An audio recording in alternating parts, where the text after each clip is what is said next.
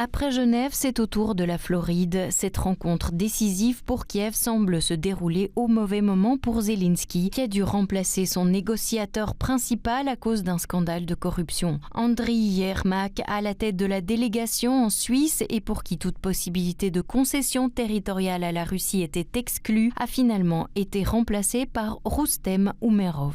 Roustem a soumis un rapport aujourd'hui et le défi est clair. Élaborer rapidement et de manière approfondie les mesures nécessaires pour mettre fin à la guerre. L'Ukraine continue de travailler avec les États-Unis de la manière la plus constructive possible.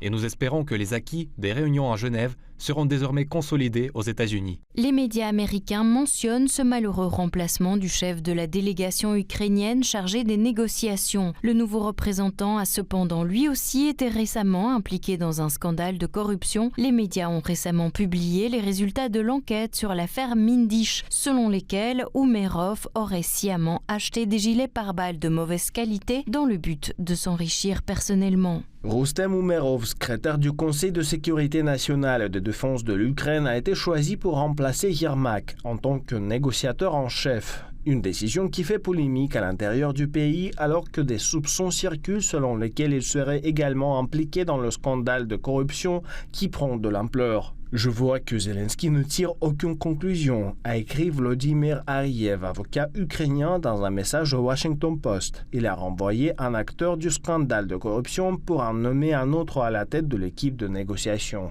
L'impossibilité de trouver un négociateur qui ne serait pas sali par un scandale de corruption n'est pourtant pas le pire cauchemar de Zelensky. Sur la ligne de front, la progression des troupes russes aggrave cette pression déjà accrue et risque de durcir la position de Moscou qui attend la visite prochaine de Witkoff, chargé de faire parvenir et de discuter d'un plan révisé d'ici le 3 décembre au plus tard.